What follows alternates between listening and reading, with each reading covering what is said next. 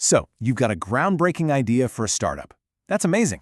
But here's the real question, the billion-dollar question. How are you actually gonna make money?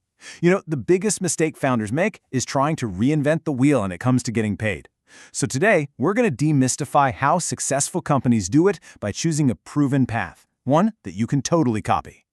And this quote right here from startup veteran Dave Parker, this is our North Star. Your innovation belongs in your product, not your payment plan.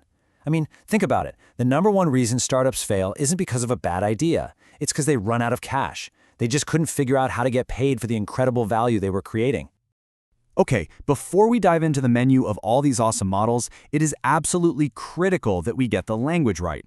These terms get thrown around all the time, and honestly, they're often used wrong. So let's get super clear on what they actually mean.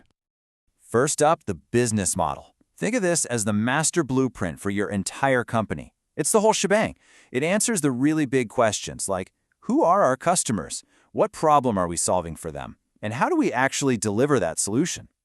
Now, nested inside that big blueprint is the revenue model. This piece is way more specific. It answers just one question, and one question only. How do we get paid? That's it. It's not about costs. It's not about marketing. It is purely about the mechanics of how the money comes in. And finally, we have a revenue stream. Okay, if the revenue model is the plumbing system for your company, a revenue stream is each individual faucet. A company can have lots of different faucets all flowing from its main revenue model. So blueprint, plumbing, and faucets. Simple, right? All right, now that we're all speaking the same language, let's get to the fun part. Let's look at the menu. We're going to explore the most common, most powerful revenue models out there. And remember, the goal here is not to invent, it's to select and adapt. First up, we have the absolute superstar of the modern economy, the subscription model. This is where your customers pay a reoccurring fee, monthly or annually, for ongoing access to whatever it is you offer. And this slide really nails the central trade-off. On one hand, you get that predictable, recurring revenue, which is, let's be honest, the holy grail for any business. But on the other hand, you are in a constant battle against churn. Keeping those customers subscribed is absolutely everything. And you know this model so well. It's everywhere in your life. From the shows you binge on Netflix, to the software that runs your office like Salesforce, or even the app that helps you chill out like Calm. Subscriptions are just part of our world now. Next on the menu is a true classic, the e-commerce or transactional model. This one is super straightforward. You make money from selling a product or a service one at a time. One transaction, one payment. Simple. The beauty of this is how direct it is. You have a direct line to a global audience. But, and this is a big but, it means it's an incredibly crowded and competitive space. You have to constantly be spending on marketing just to stand out and get people to make that single purchase. Of course, Amazon is the giant that comes to mind, but these examples show you just how flexible the model is. Whether you're selling glasses online like Warby Parker or delivering meals like Freshly, it's all about that one-to-one transaction. And for our third option, the freemium model. Now, this is a really powerful strategy where you offer a basic version of your product for free to attract a huge user base, and then you hope to convert a small slice of them into paying customers for premium features. The crucial thing here is this delicate balance of value. Your free version needs to be good enough to attract millions of people, but just limited enough to create a really powerful reason for them to upgrade. It's such a tough needle to thread. Turning free users into paying ones is notoriously hard, with success rates often just around 1 or 2%. But when it works, oh man, it creates empires.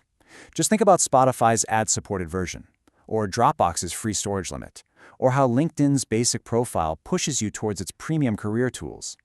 They use free as their most powerful marketing weapon. Okay, so we've seen the menu, but now we get to what I think is the most important part of this whole explainer. This is the one insight that separates the successful founders from the ones who struggle. It's understanding that, in the eyes of an investor, not all revenue is created equal. So let me ask you this directly. If you have two different startups and they both make $1 million in revenue, are they worth the same amount of money? The answer, and this might surprise you, is a resounding no. Not even close. This table tells you exactly why. If your $1 million comes from a services model, like being a consultant, your company is worth about $1 million. But if that same million comes from subscriptions, investors will value you at around $10 million. And if it comes from a metered model where customers pay based on usage, like with Amazon Web Services, your valuation could hit a staggering $24 million. The reason is simple. Investors go crazy for predictable, recurring, and scalable revenue. It's just exponentially more valuable. So knowing which models are the most valuable is one thing. But how do you measure if your model is actually working? Let's switch from the what to the how and look at the simple math that really defines a sustainable business. First up is LTV, or Customer Lifetime Value. Put simply, this is just the total profit you expect to make from a single customer over their entire relationship with your business. It's what they're worth to you in the long run. Next is CAC, Customer Acquisition Cost. This one's also really simple. It's the total amount of money you spend on marketing and sales to get one new paying customer in the door. It's the price you pay for growth. So how do these two numbers work together?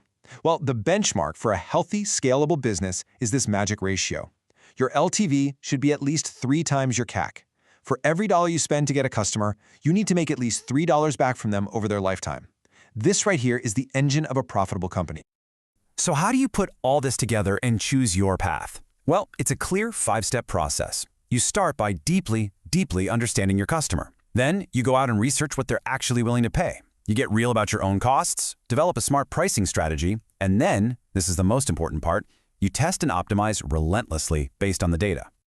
And that brings us right back to where we started. Your idea, your product, your vision, that is where you should be unique. But how you make money? That shouldn't be. There are proven, powerful, and profitable paths to follow. So the only question left is, which one are you going to choose?